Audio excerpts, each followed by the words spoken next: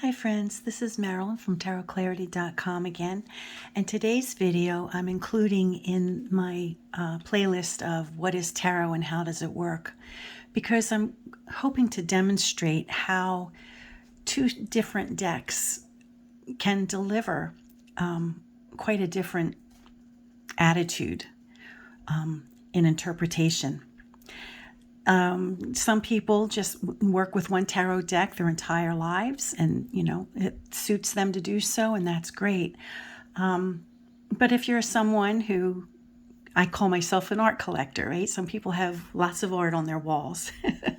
I'm one of those people. I have a lot of tarot decks, and I buy them because I admire them as art, and I learn a lot of history through the art of the tarot cards, and not just tarot history, but art history in general, And at any rate, I have amassed a large number of decks. I'll admit to 300,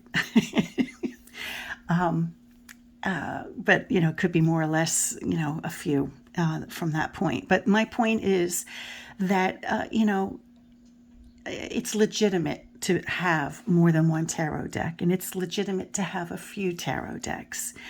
And it's not just because, a person, I'm a reader, am I a reader or am I a collector? I'm both. I've been reading the cards for 50 years, or almost 50 years, probably like 45, 46. So, almost 50. And in that time, I've learned to love them and appreciate them and collect them. And I try to use as many of them as possible. I don't use all of them. I don't like all of them, or sometimes I don't like them for 10 or 15 years. And then year 16, I go back and say, wow, I really like that deck, So I hold on to them. But at any rate, today's demonstration is on two decks that are completely different from one another and have a different attitude, a different flavor. Now, some people say tarot decks don't have personalities. That's a BS thing. Well, I don't know. If you were to look at a portrait, say, painted of Marilyn Monroe, and say one artist did a portrait of her, say Picasso. Now, it didn't happen, but just pretend. Imagine a portrait painted by her, of her by, Picasso or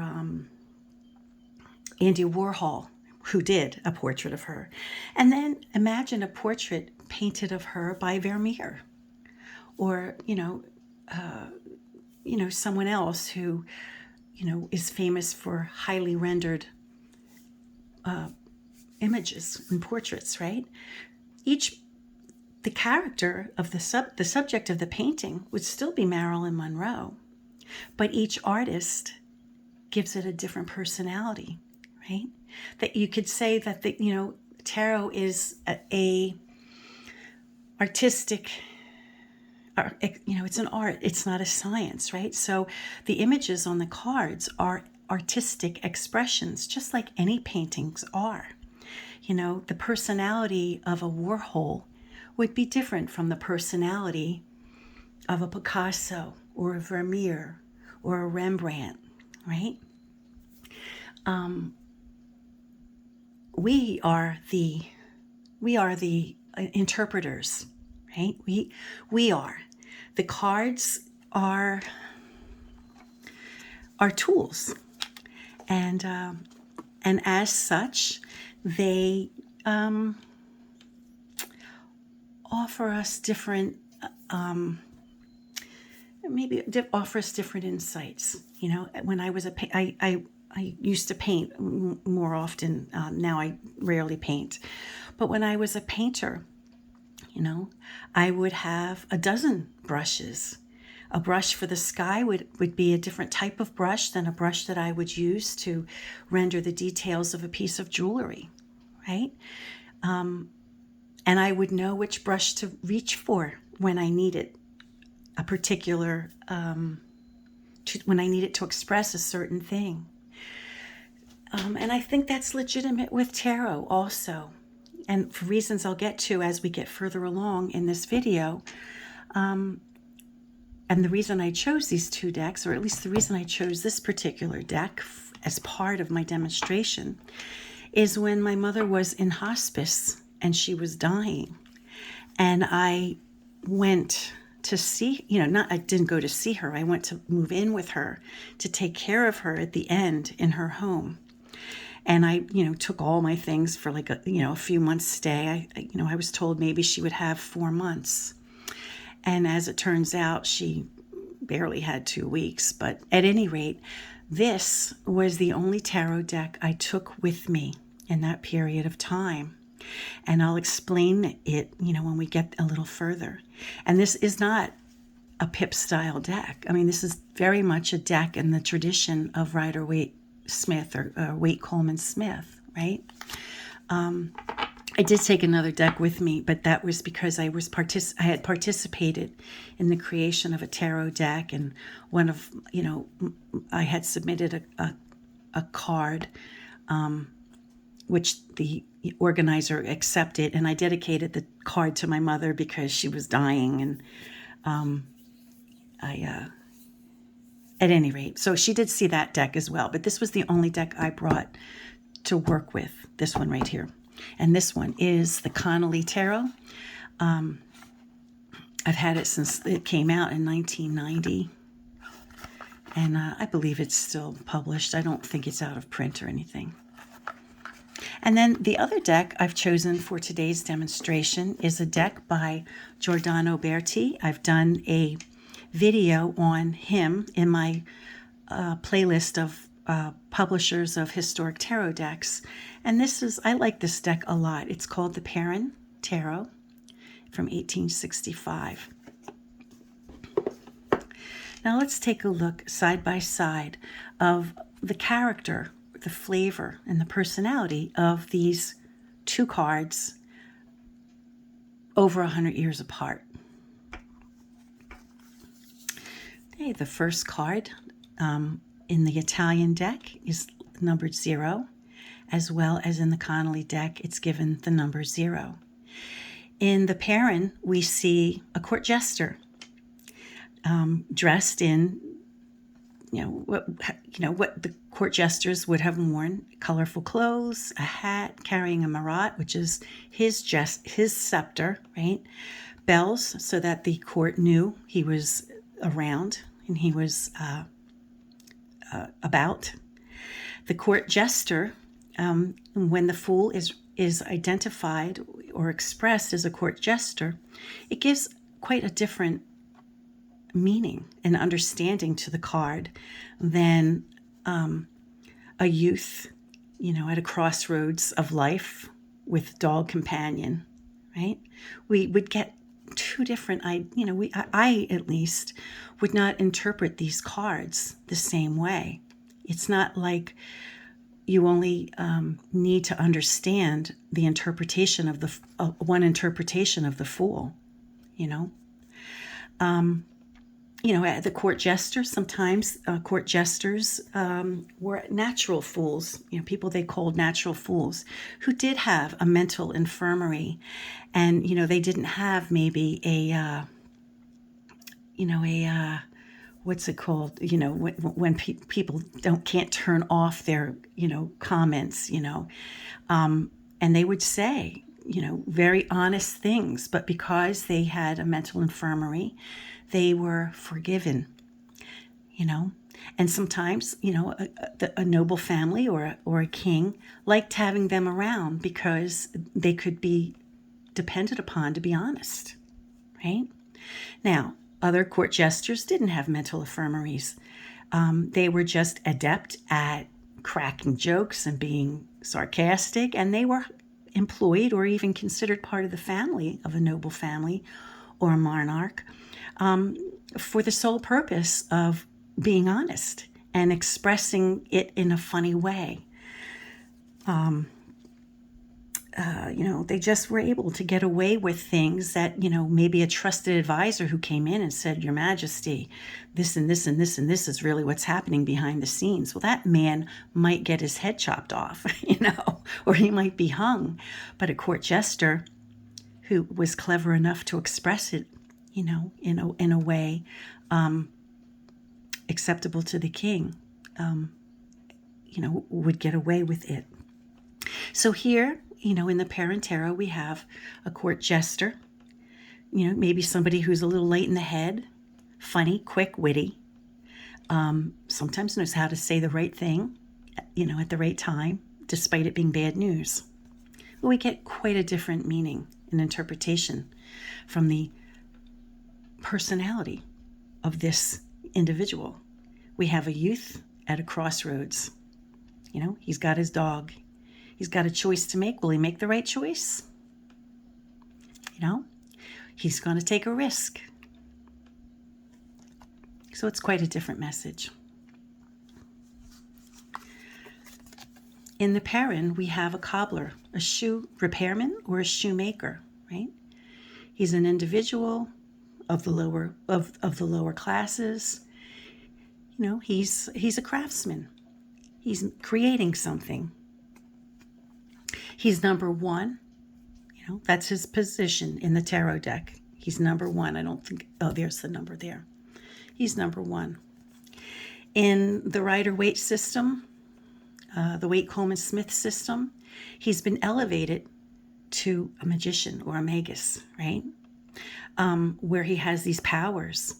However, they didn't adjust for that. I mean, he's still just number one. If he was all powerful, he would have had a higher ranking number. But at any rate, that's neither here nor there. That's just my own 2 cents.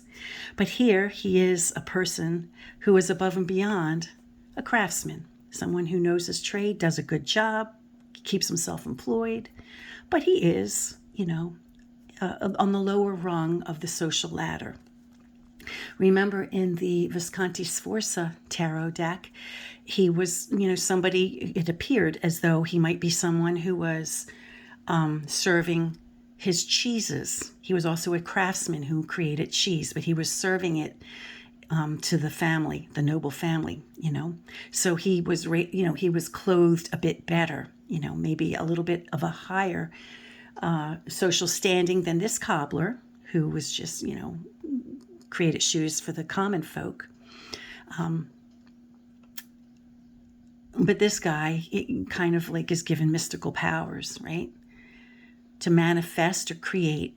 In a way, they both general, they both could be said to have similar meaning in being able to create, manifest something, that you're skilled at. But this one takes on a little bit more of a,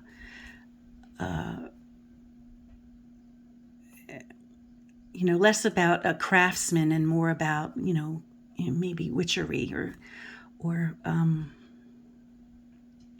maybe not. Okay, the next we have the female Pope, and I've spoke about her at length.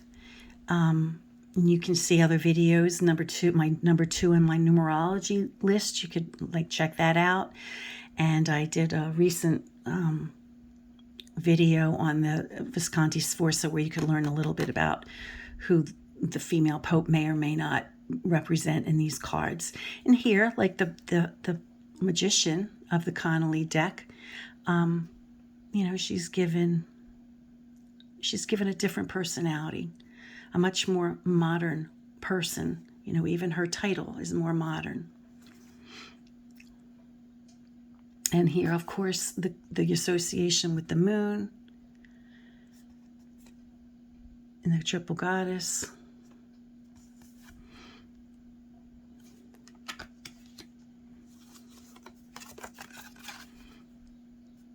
Same with the Empress.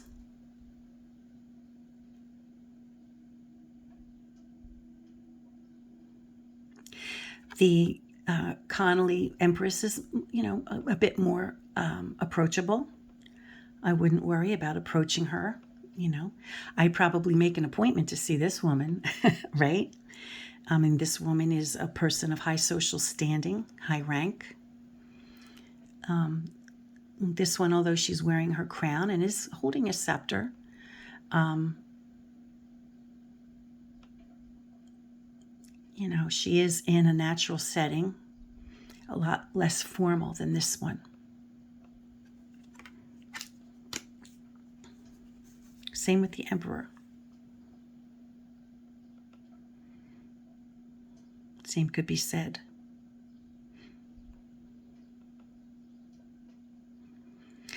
I think that with the Emperor and Empress of both of these decks, I could more or less interpret them in the same way, but I would tend to describe this individual as more formidable, or maybe as having, you know, maybe a few more barriers to get to, being that this is an important person. Whereas this one, I would, you know, probably say, you know, he's a significant individual for sure, but he might not be as difficult to approach, or he may be,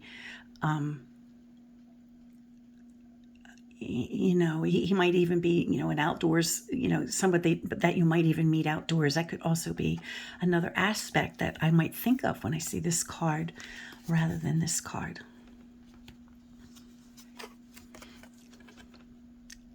I think both of these cards pretty much describe the same thing. Now, this one does not have the individuals as many cards of their day did, you know, like the Marseille style cards would have, and cards preceding this card would have. You know, a holy man, or a man of high principles, high ranking also, you know, someone who is an authority figure and well respected.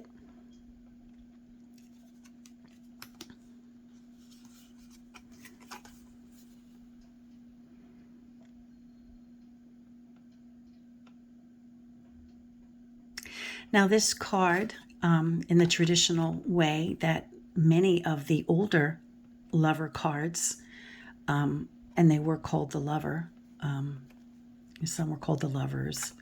I'm not sure if Gliamanti is singular or not, so I apologize for that, not knowing. But we you know, we have, you know, a young man who is with a woman, and then maybe a magistrate, you know, a third party. In some cases, the third party appears to be another woman, where the young man isn't sure if, you know, which woman to go with, you know, sacred or profane love, right? So depending on the deck, again, you know, even another deck other than these two, we're not always sure which person the third party is. Here it seems to be pretty well and clearly indicated that this is like a magistrate, perhaps officiating the ceremony or allowing it, giving permission for it. You know, so this card could be, an aspect of it could be, you know, getting permission, you know, to do it, to go through with it, or, you know, the legal aspects of following through on a love match. And this card seems more to be about love itself. Other cards, you know, could even be an indicator of not knowing which love to choose, right? If the gentleman is faced with two women. And here, you know, we clearly have a reference to what appears to be the, you know, bear fruit from the tree of Adam and Eve and all that.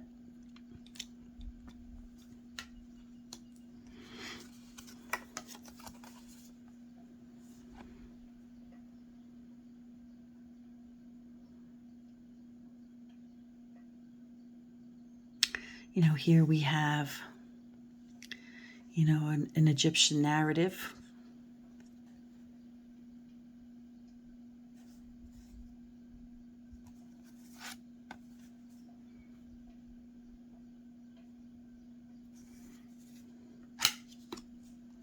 and whatever, whatever that might, call to mind, from the person who's doing the interpretation.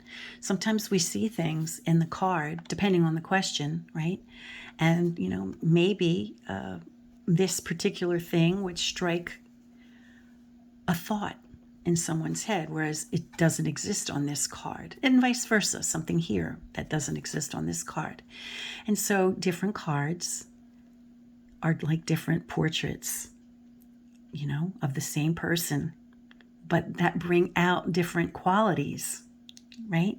And sometimes I think we might choose a deck for a particular reason with a particular client. I mean, sometimes the reason could be no more, than the client particularly likes a particular deck, and then you use that deck to honor the client because that's a deck the client likes. But sometimes, for sure, I'll pick a deck, and based on my feeling. I mean, I do have sensitivity and sensibilities, right? That's why they come to me. If they, they could get a no-nonsense, explanation from something from a best friend or a mother or whatever, but they come to me or a reader, I think because, they respect and honor the fact that we have sensibilities and sensitivities where we can work a deck of cards. We can interpret them, right? And so if I think it's legitimate to choose a deck on that. Okay, now here, of course, we have a difference in numbering. So let me get to the 11th card here where we have Justice. I'm just doing this out of sequence.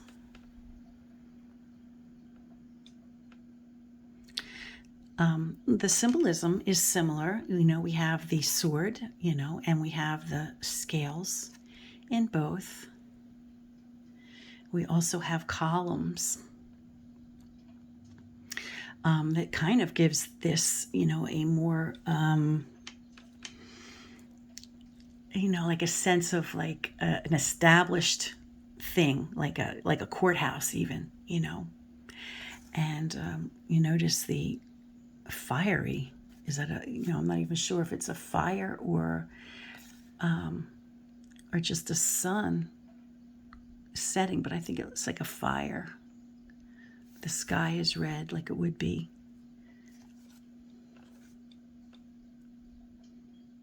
And here we have the concept of justice,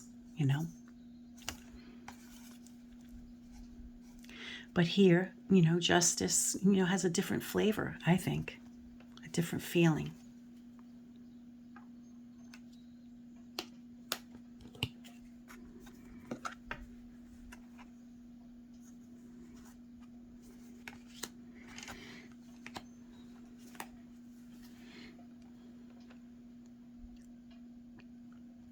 Here, Hermit. Hermit has his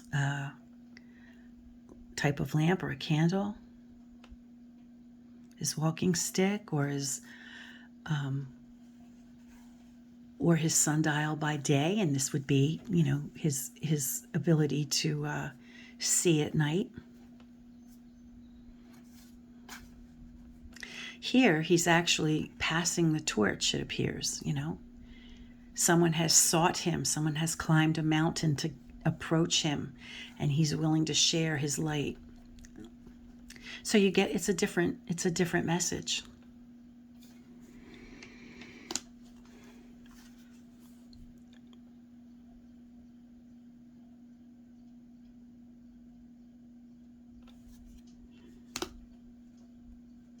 And here we have Fortitude. Again, notice that they, I had to take them out of sequence because these two decks sequence 8 and 11 differently.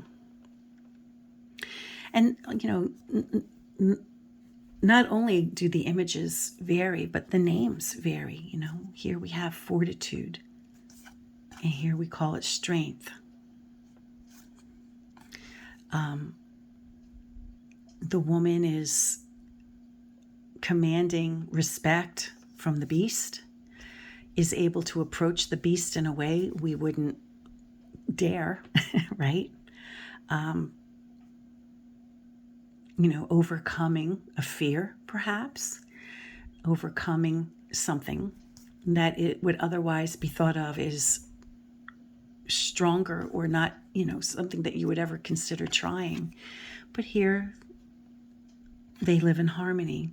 The woman is not trying to overcome anything. They're at peace with one another. So it's quite a different message.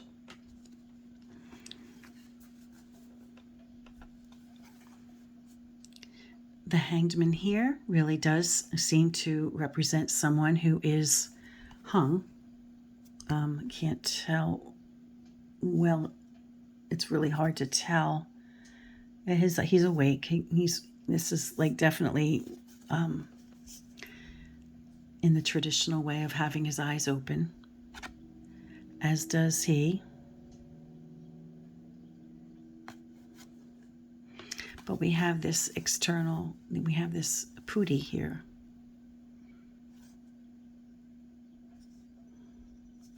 And this, I get the sense that this man is, suffering the consequence of something he did, right? Whereas this gentleman does not seem to, it seems to have a different message. And the reason, here we get to it, the reason I chose the Connolly deck to take when my mother was in hospice, when she was dying, is for this card. Because if we did any readings together, I didn't want her to see this card, I knew she was dying. She knew she was dying. So we didn't need to see a card represented in this way. And so I took a deck with the softest interpretation of death. Sometimes you have to know your audience. And that's another legitimate reason to choose one deck over another for a reason, right? I knew my audience. I didn't need to remind my mother that she was going to die, in a short period of time. She knew it. I knew it. So if it were to pop up in a reading, she wouldn't even recognize or know that this was the death card, and I would have been able to, interpret it without having to be reminded of, death. Even if I said, oh, Mom, this isn't about you dying, this is about something else, she still didn't need to see this, right? Now, the interesting thing is, in the 2 weeks or the week and a half I was there with her, the death card never popped up while she was alive in any spread or anything that I did with her or even on my own. But the day after she died, the very day after she died at night, and then the next morning, first thing, I got up at like 6 a.m. My siblings were all gone, except for one. He was asleep. And I pulled a card. I shuffled, I handled, I mixed the cards. I said, dear universe, please share with me what it is my mother is experiencing right now. And I pulled one card, and this was it. Transition, So it turns out that the person who benefited from seeing this card the most was me. And I really had peace that morning because I felt, wow, she is transitioning. She's going from this place to the other place. And I was at peace, I was really at peace for seeing this card. Okay, Temperance.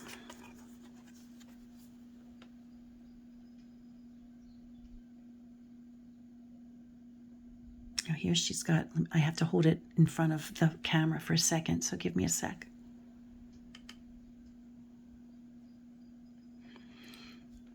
Yeah, she's got a rose that's, I don't know if it's falling or if it's in the fabric. But nevertheless, there's a rose there. There's other symbolism on her tunic. There's a crown in the sky. There's this happening above her, behind her. And here we have a more traditional vision of temperance, with, an exchange of liquids, or pouring one liquid into another. There's more to grasp and hold on, to grasp when you look at a card like this, right? There's more if you're attuned to the symbolism represented in this deck, which I'm not an occultist. I don't particularly respond to occultist symbolism, other than how it strikes me. It's not necessarily the correct thing that it's supposed to represent. Oh, and here's a rose. Oh, it's interesting. There is a rose here, but I don't know that there are roses in other interpretations of the Temperance card. I think it's a mighty nice coincidence that they both have roses, though. These two cards. And, I hadn't thought of it at the time, but this would have been another good reason not to not to have brought a traditional deck or a pip style deck to my mom's, because she didn't need to see this guy either. And although if anybody went to heaven, if there is a heaven and anybody were to go, it would have been my mother.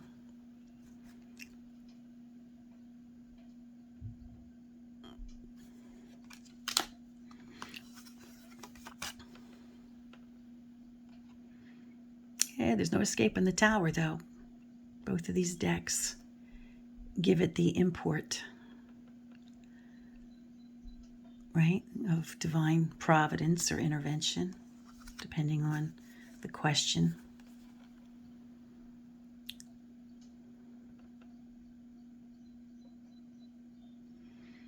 And the eight-pointed star, which turns out to be Venus. And 1, 2, 3, 4, 5, 6, 7. This one is 7, I think. 1, 2, 3.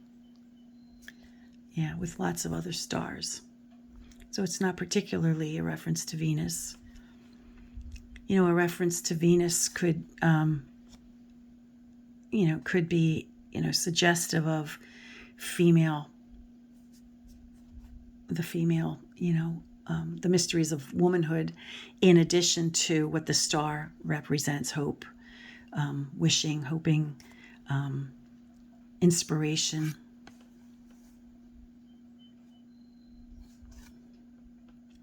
Here, there's no pouring of water on the land or into another body of water. Here, it appears as though the water is being poured into a body of water, both of them.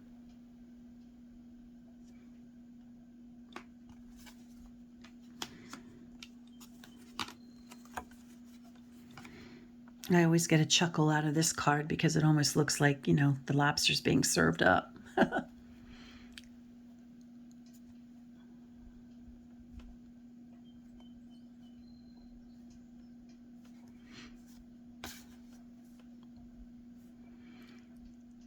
So I think, we get a different feeling or a different meaning, perhaps from these two cards of the moon, Gazing upon the moon, the mysteries of the moon. We have this here going on. This. We have the odds. We have we have pillars. We have, quite a different symbolism that we have in a more traditional moon. This is not the most traditional moon either. But we do have the dogs, the crayfish, or the lobster. This looks more like a lobster, I guess. And a tower, in this case a lighthouse, that would give off light, but not as much as the moon. We have ships. So neither of these decks are particularly, traditional. This Perrin deck, has its own personality, has its own quirk. The sun. I mean, case in point, the Sun is smoking a pipe, right? We do have the traditional feature of a couple, in this case, it's a woman and a man. Sometimes, it could be brothers or siblings, youthful children. Sometimes they're adults in a garden, with a wall separating them from what's behind. But here, there's, no such traditional symbolism. It's the sun in its glory, presented by Putti.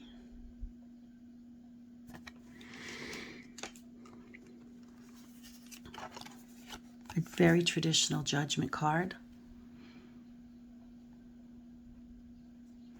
A combining of the celestial world with the living, the earthly world.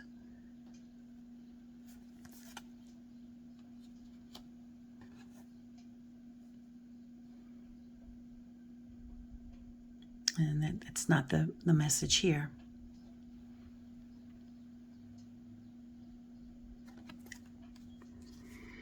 And then the world.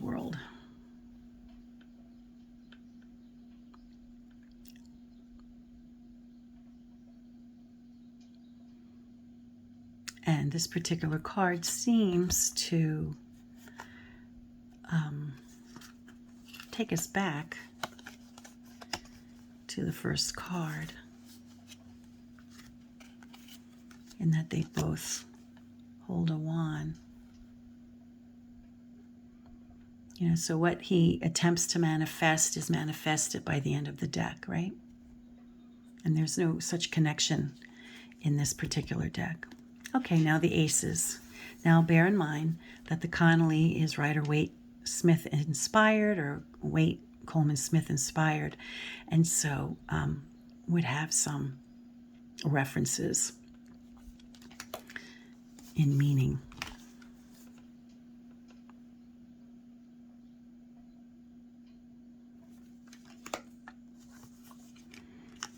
I don't know if you particularly want to see all these cards side by side, since, they're different generations and different manner, different style of cards. I mean, one's a Pips style card and one's, an occultist style card in the tradition of Rider-Waite-Smith, right? And so, yeah, for sure, you'll get different meanings from these cards. I would not interpret the Four of Cups in the same way from this deck that I would from this deck. Or any of them. I mean, some of them might be similar, but my understanding of the Five of Cups or the Five of any suit is not necessarily the same as any five from the Rider-Waite-Smith. And anybody who reads Marseille's knows that, or the Pip style decks, knows that. But there are similarities. Sometimes they do. Sometimes they do cross over. Now here we get a real sense of, like the fool at a crossroads, right? Having options. Whereas I interpret the seven more as, a number of transition, rather than at a crossroads.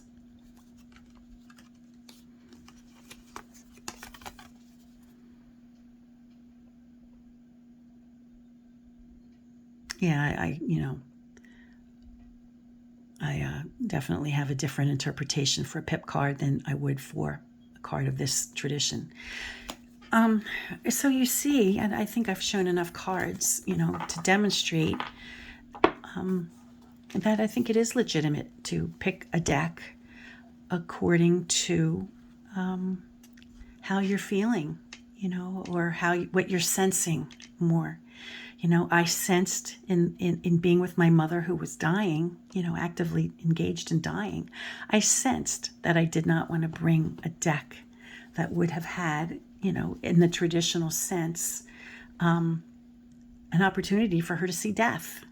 She didn't need to be reminded of death. And I brought this deck because it was the softest deck I had, And even if death were to have popped up, it would have popped up as transition.